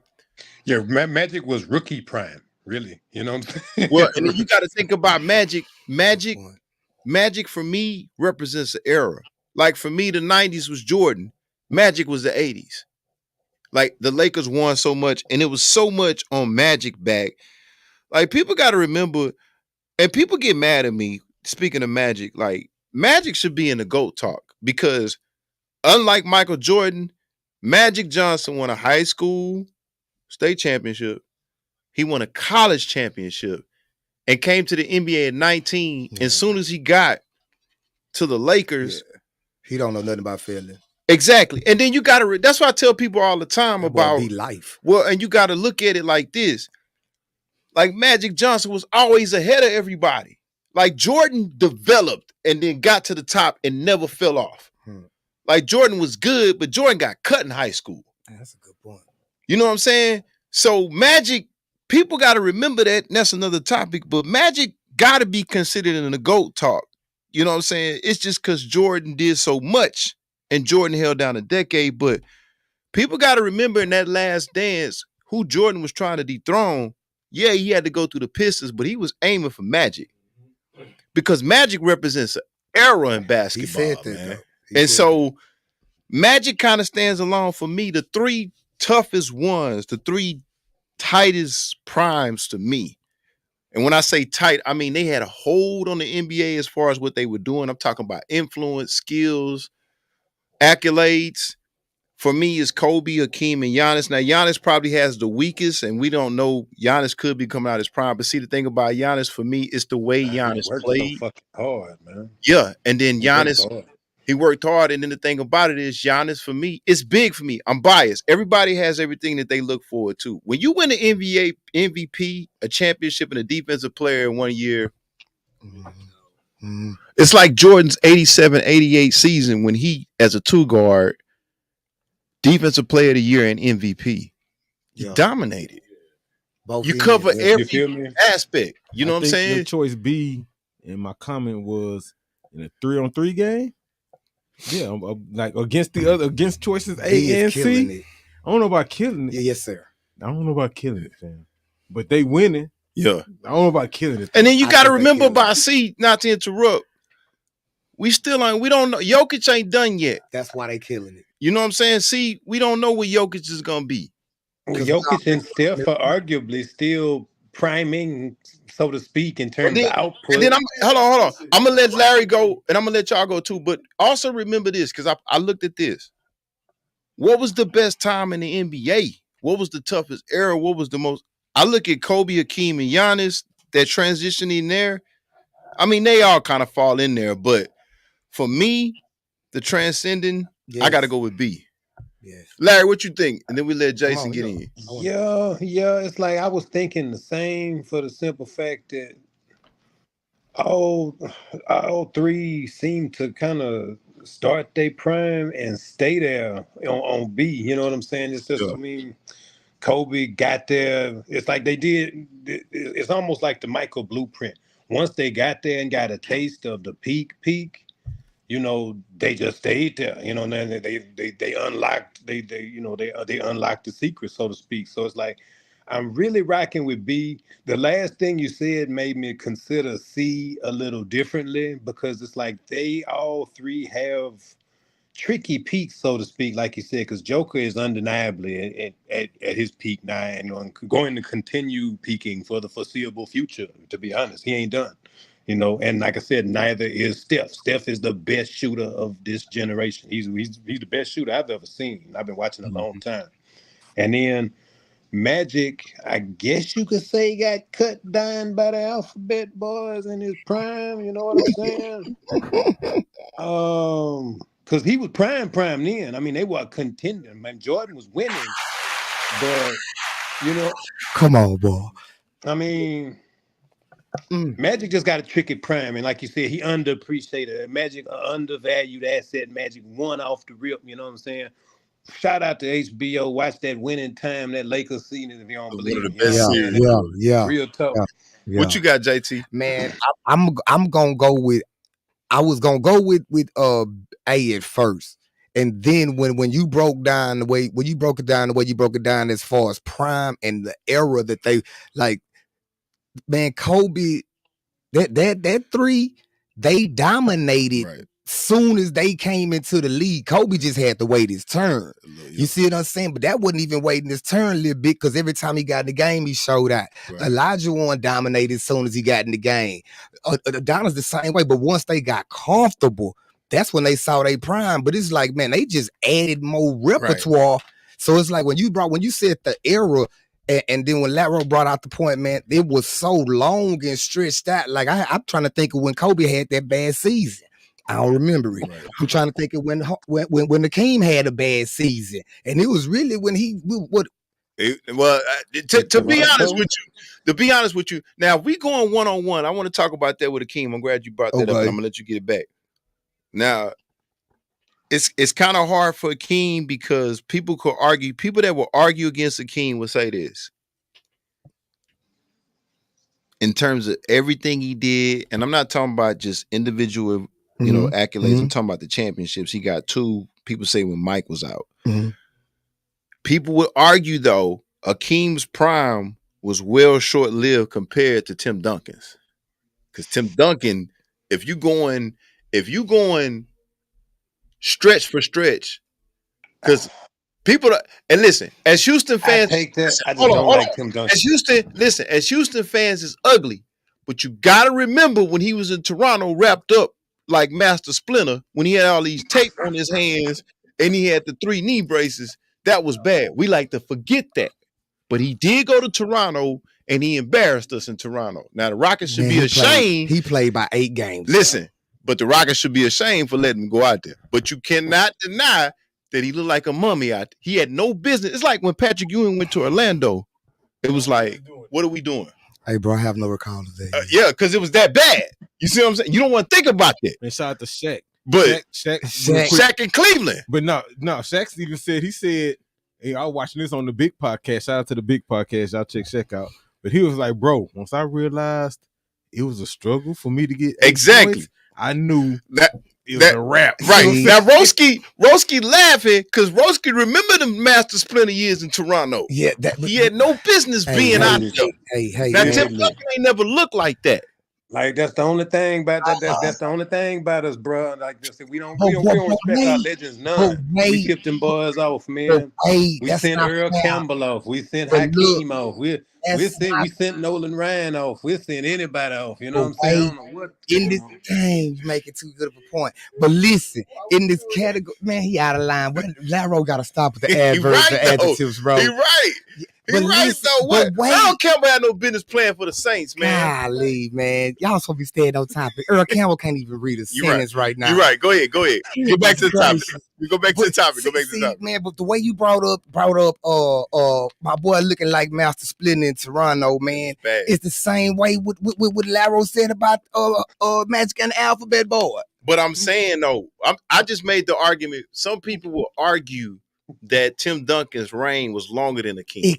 Now, I can't argue that, but I can say when Akeem was at his prime, he was better. He was more dominant than Tim Duncan. But a lot of people say Tim Duncan. But I'm just saying I'm making a comparison. A lot of people say Tim Duncan reigned a longer time though. Okay. Versus Elijah one kind of went down quick. Feel me why we gotta say Elijah one because I'm with you. Yeah, I know it. I'm gonna say why Tim Duncan. That's why I was gonna pick the first one, and I hate it because the boy remind me of one of my best brothers, man. He remind me of George Second. They do, yeah. like the most technical, non-radical basketball playing dude I ever seen in my life. It's like God was playing with him the whole time because he was the pump fake king. Yeah, he slapping glass. Never looked like he was doing something out of character. Coach gotta tell him to dunk the ball. You know what I'm saying? But now Akeem, when Akeem calmed down and found Allah, that's when he stopped dunking on boys, stopped punching boys in the face. But he stopped fighting. He stopped being super aggressive. Yeah, but he still was killing out there. And he was. So now check it out. As he got older, he got more Jokovic to me. I don't know. Man, that boy's footwork was impeccable the older he got. Then this boy got the shooting threes in his ladder seat. Come on, man. No, but that wasn't ladder though. See, you gotta look at Akeem. I'm gonna argue that because Akeem's career is like this. First came in the league raw, blocking shots, fighting, and then he hit that I call it championship phase. Him and Jordan had the same thing. They come in, they get all the individual accolades, and then it's like it's time to start winning. And then that's when he had that, and then it was it's time for you to ride now. Yeah, it's that greatness is in the middle. Yeah. Greatness was in the middle. Remember, this is Akeem, a U of H Akeem came out of college, monster, fighting, still putting up big numbers. Dominating. And then it's met Allah, calmed down, won a championship. Man, it was like, all right, now we in Toronto, it's time to go. But who was Tim's predecessor? David. Nah. Yeah, but dominated both of them boys before he left. But they didn't win till Tim got there. Who? The Spurs didn't win the championship till Tim got there. That's because of that doggone African. Nah. You know what? Matter of fact, that's the only way. The Spurs didn't win till Tim got there. That's facts. That's all I'm saying. That's facts. But I'm trying to tell you, some people say Hakeem dogged every center on all three levels. You're right. All three of them categories. But and Kobe, come on. People could argue with Tim. Just like I just said. I give you that. The Spurs didn't win till Tim. When Tim got there, they started winning. Elijah one had to go through Boston. They had to beat the Lakers. Nah, not without Tim. You're right. That's when the African was working him. Boy. See, he needed some help. Well, he just needed them goggles. Yeah. Well, one of the things. Like I put Ella and Prime the same thing. I put Duncan run. I put Duncan run up, like I said, arguably up over Hakeem simply because he made better use of the Twin Tower situation. Now I'm gonna pull Ralph Sampson out again. You know what I'm saying? Them knees. So, if Oh, the knees Lord. held up, it might have worked out a little different. But see, Hakeem had to wait to win because Houston Yeah, didn't know how to do it. You know right. what I'm saying? So, Whereas when Tim came into San Antonio, they started winning. you As good feel as the me? Admiral was, when Tim got in, that's when they started winning. They needed that help. He needed the help. You know what I'm So saying? Tim came in. as much as the 2010s is Kobe's decade, or as much as the 2000s was Kobe's decade, you got to say it was Tim's too. Yeah. You know what I'm Yeah. saying? At the Crazy same you time, say because them that's the Spurs stayed argument. around. I think that Tim and Well, we got Kobe, that coming up on the next Tim and topic. Kobe got to share that, just like Steph and LeBron got to share theirs. Well, let's get into that because I want to ask that. We He got didn't say one. LeBron. Huh? No, but I was just talking No, about but we theirs. about to get to that because all right, number one, we all agree with Okay, B. hold on, real quick. John Evans say Twin Towers was no joke. You know what I'm saying? Major contenders in the West through the 80s. Contenders though. The 80s belong to Magic and the Lakers. Good point though. Good point. But see, you got to remember this. This is all I'm saying. Elijah Wan's prime to me was more dominant than Tim's. I just think Tim The era. just lasted longer. So he had a longer era. Exactly. All right. Whereas Elijah Wan, He was dominant. when the he years was that live. he was dominant, he was here. Okay. But Tim was a longer. So that's the same thing you were saying with Shaq then. Exactly. All right. Exactly. He had the benefit of playing off of a slightly on the downward trend David Robinson. You know what I'm Right. saying? So it's like, Mhm. that was Yeah, David Robinson was like Ralph Sampson. He had them Exactly. knees. All right, so let's get into it. Let's do two more, and then we'll move on, and then we'll wrap it up in a little bit. All right. Right now in the NBA, who do you think is the most entertaining player out of Wemby, Anthony Edwards, Kyrie, Steph?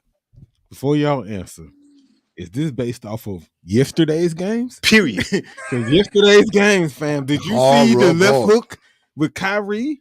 And did you see the awesome display of moves Wemby was giving them boys? That's what I'm saying. So give me the most entertaining player. Yeah, he was cold yesterday. Go ahead, Laro. Who's the most entertaining player? And then we'll go to Chuck and JT, and I'll go I last. can't answer this. Who's the most? I think everybody kind of answers. I think Chuck went really led off the right way with that one because it's like, nah, Kyrie was till y'all referred to Wemby's performance and entertaining pound for pound. To each his own. You can't do nothing but take your hat off to what Wemby out there doing, man. Because Kyrie been a winner and Kyrie been on that, you know what I'm saying? And the whole list really, but Wemby, this is something different we watching with him, y'all. You know what I'm saying? I'm still stuck because me and Chuck had a conversation before the show started. And I told Chuck this, man. It's like I tell people all the time, a lot of times we downplay a lot of great performances because we just can't understand greatness. And what I mean by that is sometimes when we looking at something, it's like, nah, that ain't, that don't make sense. And when I look at Wemby, I keep looking at him going, he can't be 7'6" doing what he's doing. It just don't make sense. Like when I look at it, it's kind of like it's making me say my eyes are fooling me. It's too good to be true. Yeah, because think about this. We've always seen 7-foot players, and we've even seen dudes that can move and run and do all of that. Like that's not we used to that. You see LeBron. Sometimes I seen LeBron play live, and I was like, I can't believe he as big as he is and he can move like that. I seen Shaq play, and it was evolution to me. You know what I'm saying? I'm like, because usually when you see somebody that big, they're strong, it's like, how is just a cheat code that they can move like this? But I go back to the play where I still can't wrap my mind around this play. I told Chuck this before the show started. It's like, it doesn't make sense to me, even when they put it in slow motion. But Larry and JT, you might remember the play where he dunked, where he was on the fast break and he went up and he just kind of held it in the air. And then when he dunked it, he came down. He didn't throw it. He jumped up in the air, and Yeah, it was like yeah. some Matrix shit. He stayed in the air, and the dude came by, flew by him. He let him fly by. He stood in the air, and he dropped it in. And I'm sitting there saying to myself, is my eyes, is something wrong with my sight? Yeah, but he can put his hand on the rim. I get standing that. straight up, flat-footed. But we seen that. We seen that from a new bowl. Yeah. We seen Yao do it. So that's my question. How long is he gonna last like that on them knees that thin? Because he can't gain no. But you gotta remember this. Here's the scary part. Well, not even that. It's the scary part about it. All them guys that we see that size, where were they? They were down low, they were posting up, they were banging. He's running out on the perimeter, and his body type, he doesn't have a lot of he Kevin Durant, like plus 4 inches. Yeah. Plus 5 Plus inches. 4 inches with defense. Yeah, that's what I'm saying. I'm gonna take y'all further. All he gotta do is put his hands up. Kevin Durant, as good as he is, he not doing what he doing. Not at all. He not doing what he doing. And I know Kevin Durant is the Slim Reaper. He's not doing what Wemby doing. Yeah, Wemby his body don't even move like Wemby's. Like just be. No, I agree with that. I'm making a comparison in the fact that skill wise, the skill wise and physique, right? Slim Reaper, yeah. Like Wemby, a very very slender gentleman, pause, right? And so it's like, the only person I see moving kind of like that at that height, Durant. At that height, I still say or Giannis.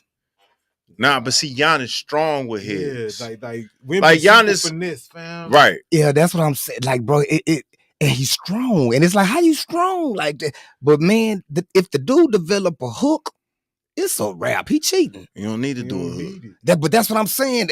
That he cheating. Did you bro. just see that? He got a step back though, bro. That's what I'm saying, bro. And he's shooting line drive or he's shooting arcs. That's what I'm saying. Like, he cheating, Sugar bro. showed just a couple of highlights. Yeah, that's cheating. He cheating. It just don't make sense. Jeremy right back to Victor. It's like the Monstars. Looks at the three. Durant ain't doing nothing.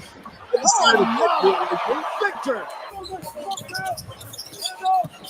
Wemby behind the back goes up, lays it in. Back to Devin. Back to Vic. Oh, Victor with Claxton. Oh. Sweeping left. Hook off the left hand. That's what I'm saying.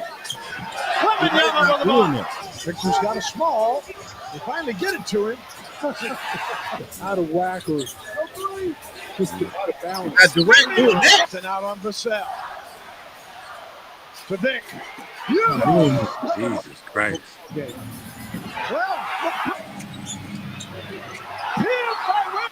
You see what I'm saying? He cheating. Durant not doing that. Yeah, that's cheating, bro. You know what I'm saying? Where he come from? France. Man, that boy came out of a lab. Now I ain't gonna say down. It looks like, bro, and that's what Bake was saying. Like, bro, I'm watching it, yeah, but that's I'm like, something ain't right. It don't make really sense. It makes it feel like my eyes are tripping. And where they hit him at? He been around. It's just the thing about it was nobody. Like, I'm gonna be honest with you. I'm not calling him. I wasn't a hater, but it's just like he very skinny. So I'm saying to myself, once they start when he get in the NBA with these grown men, he ain't gonna be able to do that. Boy, stop. But I was wrong. Anybody that I see that's that lanky, I'm like, they gonna get pushed around until they get on a serious weight program. But bro, when I start searching for him, I couldn't find nothing after like 2.5 years. Well, the thing about it is, like over there, they had that boy hidden in a tomb. Nah, he wasn't hidden. He was out. He didn't go to college. So, like, we on Wemby, but I'm sitting here looking at the list, right? We got. Did you see Ant hit his head on the rim? I seen it. Yeah, block a shot, fam. Not just a block a shot. I seen a game-winning block. I seen that. Though. And then when I watched the post game, he said, "Bro, I ain't never jumped that high in my life." I was like, "For real?" Nah. Listen. I'm with you. He playing great. But I could argue, Steph. I could argue that Steph on the list, fam. Yeah, but I mean, I just put that on the list because I know, like, the people that he's really very entertaining. That's why you put him on the list. Nah. Like the question was, who's the most entertaining? Listen. Turnaround threes from the half court is entertaining, fam. No, y'all are disrespecting that young man that's at C. He just off. You ever seen an artist paint a picture? That young man at C. Oh, you talking about Ramadan Reed? Yeah, I'm talking about carrying incense in the garden. Ramadan Reed. Yeah. Don't get it twisted. I'm not. I had don't get it twisted, bro. Because let me tell you something. First with the left. Oh, okay, let me tell you something. Yesterday, I like the backboard touching, and I like the turnaround threes, but nobody. Nobody. I'm gonna go ahead and put that young man in, and people gonna get mad. But your boy said it.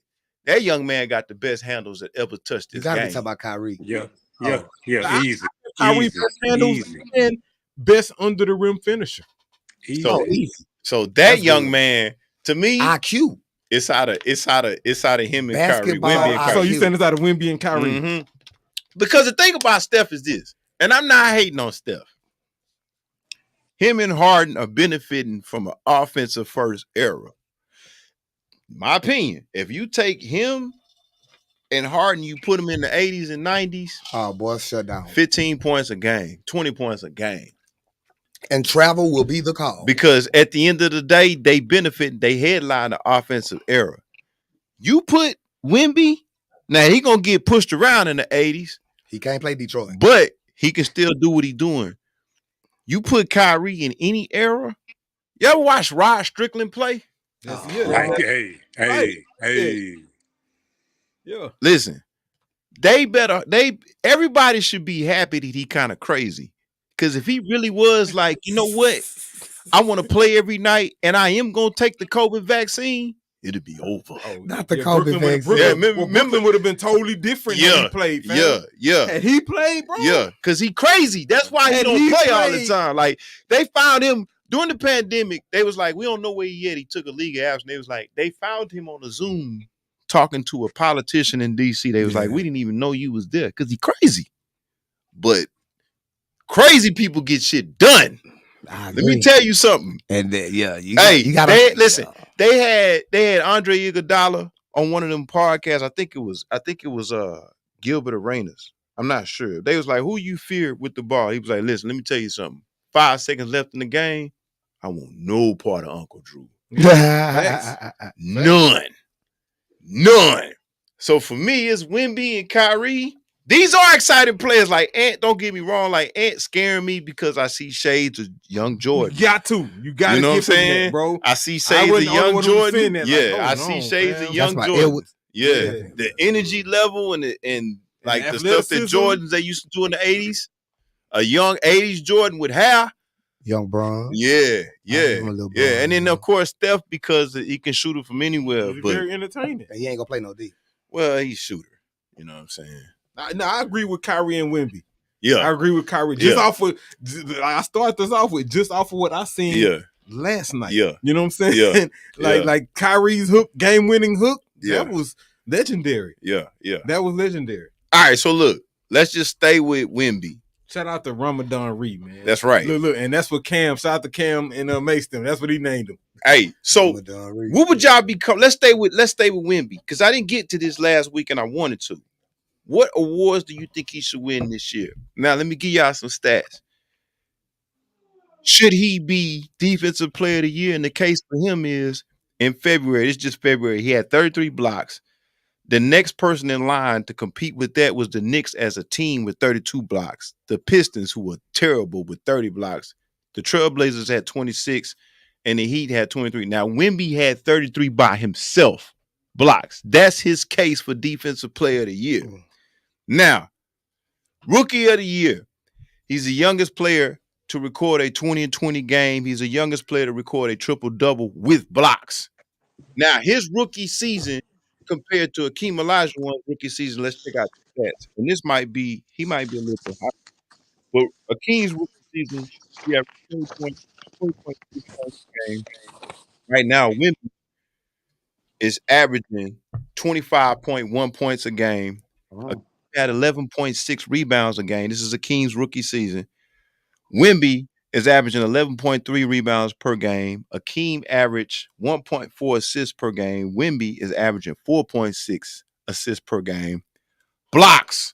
Akeem averaged his rookie year 2.7. This year, Wemby is averaging 4.1. This is just his rookie season. My God. Steals, Akeem averaged 1.2. Wemby is averaging 1.1. Now, my question to y'all, I gave y'all the stats of rookie and defensive stats. Should he win rookie of the year, defensive player of the year, or should he win both this year? Which case do you think is stronger for him? Go ahead. You go first, Larry. Ain't no strong case. Both. He gets both. He gets both. You don't really have a choice. Like, I mean, what you gonna do? Really? Like, with numbers like that, I mean, you can just see him getting more comfortable by the second out there. You know what I'm saying? It's like, I thought maybe, well, he was gonna lock up with Zion and have problems with a bull like Zion, something like that. I saw LP give him 45, and we beat them boys down, and still unfazed. You know what I'm saying? It's like I boomerang back. I gotta bet it all. I'm starting a franchise with this kid, man. Like I'm envious of San Antonio because that ain't never my house, you know what I'm saying? But it's in Texas, so I got to appreciate it. But them boys hit the jackpot, you know what I'm saying, with that one. And right down the street with it, they hit the jackpot. Give me the money. It's incredible, bro. Like I said, give them both up. You gotta do something unprecedented for this kid, because it's like you transitioning to the end of the Bron era anyway. You know what I'm saying? Like, yeah, he's the next step, man. He's the next step. So is this what the season coming to, or this what the league coming to? You think this is gonna be the next? Oh yeah. I was reading an article the other day that it's more like him. There might even be another Wembayama. I think he got a younger brother. Yeah, he got a younger brother who's 7'2". Don't nobody know about him except Popovich. Man, all right, hold on. I know we looking for. Let's just wait. Hold on, man, because y'all gotta understand. I'm having trouble with this. This is hard for me to believe when what I'm seeing. I'm believe like. So what you think is you think that boy on some juice? Nah, he ain't on no juice. It's hard for you to believe that he should get both awards. Nah, well, I'm gonna tell y'all what I think he should get, but it's still hard for me to look at this dude and see how tall he is and how well he moves. I've never seen anybody move like this big. Bruh, he learning shit from Jamal Crawford. Like, that says everything. That's like, wait a minute, how you got a 7'5" moving like this, doing moves that Jamal Crawford, one of the arguably greatest ball handlers around too. Like, that boy was slick with that right too, man. Like, everybody can't do that. So that's what I'm saying. It's just hard for me. I don't know, man. Like, I guess I'm having a hard time wrapping my mind around it. So I'm having a hard time wrapping my mind around it. Like, that might be more like him. It's over. It's hard for me to believe. And they all I still can't believe him. I gotta see him get hurt. I gotta see how he pull up after that first injury. You know, you're right. Yeah. I gotta see how he pull up. So with that being said, I'm really cool. I think rookie of the year is definitely a lock. Defensive player of the year. It should be a lock, but I know how the NBA gonna do it. They probably not gonna give it to him because he ain't winning. Yeah. You see what I'm saying? I just know how the NBA now. Do he deserve it? Winning, it'd be different. Exactly. They usually do that. And should he get it? Yeah. But it's hard for you to say. I know how the NBA think. It's hard for you to say, well, how is he the defensive player of the year? And y'all getting your ass whooped every night. You know what I'm saying? And it really, truthfully, it's like, well, because he can't hold other folk. Yeah, but it just don't look right for the NBA as far as marketing. Like, you know what I'm saying? You know what I'm saying? Like, you got to be a contending team. You can't be defensive player of the year. But if not him, then who? Who is playing impressively? Well, this is what they're gonna do. They're gonna give it to Gobert because Minnesota is the story this year. Okay. Minnesota's the story this year. Even think of that. Is he blocking two or three? Is he blocking like 3 or 4 shots a game? Yeah. He averaged like 3. And again, rightfully so, Ant gonna be in the MVP conversation because they arguably the best team in the NBA. I do think Ant should be an MVP candidate, but there's Gilgeous-Alexander, there's Tatum, but they gonna always consider you for those awards if your team is winning. That's just the league thing. They just like, how can we give somebody who won 4 games this year, defensive player of the year. When truthfully, he does have the stats to do it, but they getting beat every night. You see what I'm saying? I know they're not going to do it. I think rookie of the year is a lock because it can show, of course, what he's doing. And they're going to say he's going to be rookie of the year. They're going to say it's easier for them to market him being rookie of the year, being that he on a losing team like that. It's like, oh yeah, that's exactly what we want. We put the best player that came out of the draft on the sorriest team. That's a good narrative that the league is gonna stick behind. But they're not gonna give him defensive player of the year, even though he deserves it, just because the Spurs are not winning. That's just my opinion. When I look at the NBA, that's what they do. That's facts. You know what I'm saying? What you think? He should get both? But see, man, I always be going with both. Be going with a whole play until you break it down like that. Because, right. But I can't say you a great defender, man, if you're not like because they getting beat. That's what the NBA gonna say. Like, how we gonna give them defensive player of the year? But then at the same time, it's like, man, if your stats are what they are as far as on the defensive side, you shutting your man down. Exactly. They might need to switch to his own. Exactly. You know what I'm saying? So he can shut down 2 or 3 at the same time. But ain't nobody going inside there. Exactly. And he playing on the wing for the most part. Exactly. I don't know. Like I said, I saw LP give him 45 points, still unfazed as far as his defensive capabilities go. Like LP gave the man 45 points in his chest. Say, yeah, he's really tall, but I just put him under the rim, kept going in his chest. You know what I'm saying? And he still blocked 7 shots that game. Yeah, and I was just going to say, he still was shot by 3 times, bro. And he was killing on the other end. Yeah. Hey, man. I fuck with the kid, man. I fuck with him. I do too. Yeah. All right, let's get to 2 more topics and then we're gonna wrap it up. Man, shout out to Feet tuned in. Yeah, what's up, Feet, man? You hating on we was just talking about Kyrie was on the team sometime. I feel you. I mean, listen, I don't have a problem with Anthony Edwards getting anything. You know what I'm saying? Could he be the most exciting? Like I just said before, and Chuck agreed with me. I see shades of an 80s Jordan, but I don't know, man. When you think about what Wemby doing and who Kyrie is, it's hard. Things, right. It's hard. All right. I want to get to this topic because it's all on the internet. Because I agree with this topic, but they be saying this dude be hating. But I be feeling this dude, man. Isaiah Thomas was on the GOAT on the Debate Volume Sports podcast with Draymond Green, and he said, and he weighed in on the point guard GOAT debate. And Thomas added this when he was talking to Draymond Green. He was like, on the Warriors, you, Draymond, you the point guard, you have more assists. And this is in reference to Steph Curry. You have more assists than Steph. And as a point guard, I led my team in scoring and assists to back-to-back championships. Now, I tell people this all the time, and people get mad at me, but Isaiah kind of backing me up on it, and I want y'all thoughts on it. I don't look at Steph as a point guard.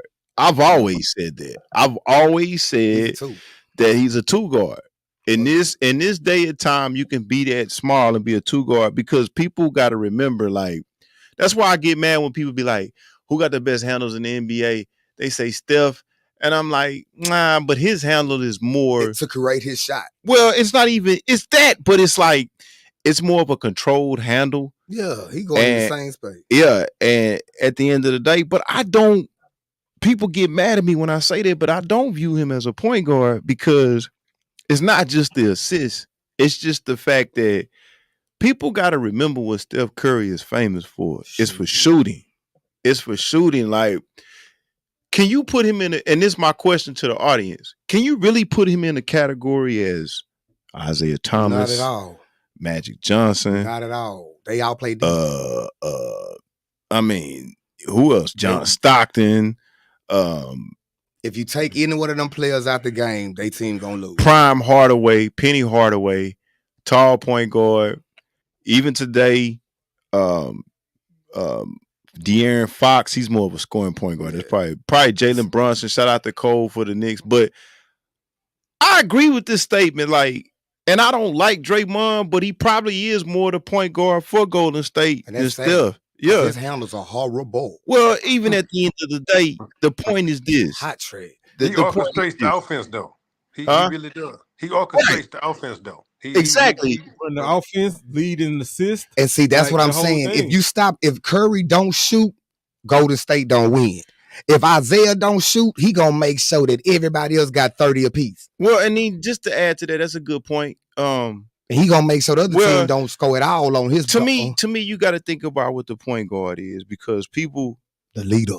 It's the leader, and it's an array of different things. That's what Isaiah is saying here. Like, for me, a point guard is not only setting up the offense, it's calling the right play at the right time, it's getting the right person the right ball at the same time, at the right time. Like, one thing I give Baby Dame a point guard to you. Mm-mm. Nah. He's a let me give you example. I'll give you a perfect example. When Chris Paul had that little run with the Hornets, the first run, I'm talking about young Chris Paul, full head Super of hair. PG. Yeah. Jason Kidd. Kind of like that. I don't know if y'all remember that year, but he had Tyson Chandler on his team. Mm-hmm. And Tyson Chandler went to the All-Star game on that team. And I'm like, how did Tyson Chandler get to the All-Star game? Somebody getting him that rock. It's not only that was he giving him the rock, he averaged like 15. Same way Clint Capella got there with Jordan when Harden was here. Yeah, but like, you averaging 15 dunks a game. Yeah, but it's not just that. The point is, he became an all-star because Chris Paul gave him the ball where he was most valuable at. Yeah. He didn't throw the ball down to him and say, hey, big fella, do something. No. He put the ball right by the rim. Let me see that hook. Let me see what that hook do. Right. Put the ball right by there. So one of the biggest qualities of a point guard is not only giving assists, but giving the right people the ball at the time where they could be useful. Yeah, I would never dare to call Steph the best point guard ever. I would just say he's the best shooter. He might be the best shooter I've seen. That's it. Think about Magic. Magic never gave Kareem the ball when he had to put it on the floor. Well, Kareem had to do something that was outside of his skill set. Magic always gave him the ball to whatever he did. Mm-hmm. Mm-hmm. Magic never gave Byron Scott the ball in the post up.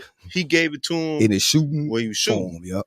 So it's a lot more to being a point guard. Like, that's what I'm saying. Isaiah is saying in terms of, it's a lot more, because as a point guard, I gotta make you look good. Mm-hmm. Mm-hmm. Which means that sometimes, if I know you can't shoot, if I drive to the right and you post and you kind of standing out there for a 15-foot shot, I shouldn't pass you the ball. And I know you can't make that shot, but I pass it to you. You shoot an air ball. That's my fault. Who was that in New York, bro? Was it Anthony Mason? Who was the point forward out there? It was Mason. Anthony Mason. So you feeling Mason giving Draymond vibes or vice versa? The point, that's a great. You know what I'm saying? And that's what Isaiah is saying. It's not about size and stature. It's about your ability to make people better. It's about your ability to give people the ball where their strength is and not their weaknesses. Yeah. See, sometimes, even with Russ, I'm gonna let you go. I'm gonna let you go, Larry Holt. But even with Russ, like, people got to remember, and Russell Westbrook is one of my favorite players of all time. 20 points, 15 rebounds, 20 assists. But sometimes he gives Steven Adams the ball in OKC. Tripping. It's like you give him the ball out there, and it's like, what the hell can he do with it out there? Versus sometimes with a great point guard, it's like, I'm gonna just shoot up the best shot versus give you the ball out there. And it's not always, okay, I drove and your man stepped up, so I gave you the ball. Well, if I gave you the ball and I know you can't dribble, and I know you got to dribble, and people be like, well, I made the right pass when he opened. It wasn't the right pass. Wasn't the right pass because he can't put the ball on the floor in that position. Now, I can get Tyson Chandler to the All-Star game as a point guard because I'm going to put the ball right there. Mm-hmm. Is James Harden a point guard? Nope. Hell no. I mean, sorry. The latter part in Houston and his time in LA? Right now. The latter part of his career, yes. Yeah, he been averaging 11 assists. Now. I'm talking about now. But you averaging 11 assists for the past 6 niggas here. He was averaging assists in Brooklyn. Capella. The point we making. But he don't. But everything that he does is based off of him not having the shot. I don't know about that. Man, it's arguable. It's arguable. Off, fam. What you was about to say, Larry? Oh no, I was going to say, I think that it's really kind of just the Yeoman fan, the Green fans really feel that way and would compare them because, like you said, it's like they won't even swallow that like AI and Uncle Drew and them ain't point guards. You know what I'm saying? It's like they don't really quite grasp, what a point guard contribution to the team and to just to the game all around is. You know what I'm saying? That's why it's like. That's why they grapple with even LeBron. You know what I'm saying? Because Yeah. LeBron give you the Magic vibes, really, if you really, Yeah. really That's look why I at say his he's game. more Kind of comparable to Magic to me than Jordan. But see, but exactly. But like how you Yeah. said though, back in that era, point guards were point guards, shooters were shooters. You knew who they were until you start getting these slashers. You know what I'm saying? Well, the Or game just is That's game is changed. that's what I'm saying. It's Yeah. just the evolution of the game now. Yeah. But like you said, a point guard to me, and I don't mean to big your head up, but like I never. Like he would get mad. Point guard. You see what I'm saying? Like I'm gonna score. I'm gonna score if I have to. Mm-hmm. But you know what I'm saying? It's like, and I'm never gonna give Feet the ball the way he gotta look for it. It's gonna be right there because you know he can't see. Right. You know what I'm saying? And he'll be on the court literally saying, "Go to the block." Right. Nah, I ain't giving you the back. Start over. Do it again. Go right there. You know, and he'll throw the ball to Dave way in the corner over here where Dave the only one can get it. Even though the goal right here, but it's like Dave don't put the ball on the ground. That's the only time he giving you the ball. You know what I'm saying? He giving Josh the ball. Josh can be wide open. It's like, now you ain't in shooting position, bro. You know what I'm saying? And see, that's what I'm saying. That's why a lot of people tell me all the time. Because what you just said, people could argue about I give you a point lateral with Hicks. Me and Hicks played together in AAU. I was more of a Broderick. Yeah. Mm-hmm. I was more of a point guard because talking about post Debo fight or the pre or post Debo fight. Hey, shout out to my boy Hicks, man, Debo, man. And you know what? I actually thought, and I was going to tell Chuck that, and I'm going to get back to the point. I'm going to have him on here because we're going to talk about Shout out to Debo, man. We're going to talk about that. Yeah, we're grown enough they now. Good now. Yeah, they good. Okay. Yeah. All right. But the difference between me and Hicks is I would never have, that's going to be on debate shorts funny. You know what I'm saying? But viral. The difference between me and Hicks was always more skilled. Hicks was always more of a complete offensive player than me. I don't You know agree. what I'm saying? Well, our roles were different. He was a shooter. Our roles were different. Hicks was a scorer. But that's what I'm saying. Their roles were different. We had scorers. We had scorers. Exactly. You see what I'm saying? So because he could score anytime he wanted. Even when we played together in AAU, when me and him played together, I always took the point guard spot because I always felt like his mentality was more to score and shoot. He was a hell of a scorer, but I always had in the back of my mind, I know where to give Art the ball. Mm-hmm. You know what I'm saying? I know where to give Feet the ball. You knew when to make everybody great. Right. Nobody knew that Feet couldn't see. I knew. You know what I'm saying? I knew that Nobody knew David had no skill if I give Art the ball at the top of the key, he's going to run somebody over. Charge. You know what I'm saying? So when he turned the ball over, I see the game different. That's my fault. Mm-hmm. Even though he might get sit down, it's just a difference because as a point guard, you actually the quarterback. As a quarterback, some dudes, you know, you can lead them because they got so much speed. But there's sometimes some dudes where it's like, I'm not going to give him the ball right there because he can't do nothing with it. Yeah. And so that's what I think Isaiah Thomas is saying on with this point guard debate, because just because Steph is 6'3", and he dribbled like a point guard, I don't think he's a point guard. And I've been telling people that for a long time. He's just shaped like one. Right, exactly. But people forget. Well, and they got him listed as the people. Exactly. And we in an era where you can get away with that. Yeah. Because who's the point guard in Dallas? Is the point guard in Dallas, it ain't Drew. Is it Luka? I mean, who's the point guard in Dallas? It's probably Luka. It's probably Luka because, and it's just because, and see, that's the thing. It gets complicated because Luka can still score too. You know what I'm saying? A triple-double. Exactly. You know what I'm exactly. saying? But it's just like to me, the classic example of a point guard is Magic Johnson and Isaiah Thomas. You know what I'm saying? Shout out to Feet. What did Feet say, this man? boy Feet crazy. say, man, he at the show when Debo and Hicks here. Hey, shout out to them because here's the funny part, right? And y'all think that I'm telling you, I know how to quarterback it to where it be comfortable. I know. Cause y'all heard specs of the story. See, I know I know how it began.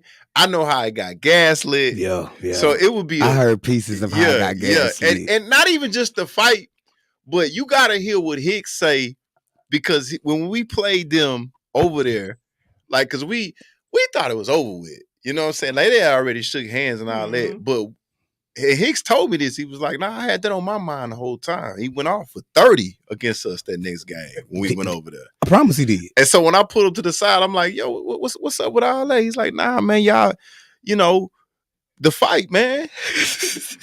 That's all they said. Yeah, he was like, you know, I ain't never say nothing about it. He got me, but I always kept it in the back of my mind. And I was like, oh, okay.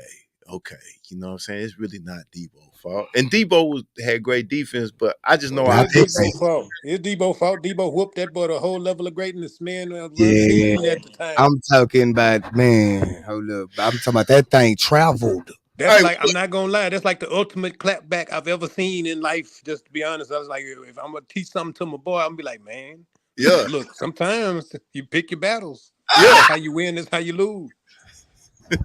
But shout out to them. I'm gonna do. That's another one that's gonna be on shorts.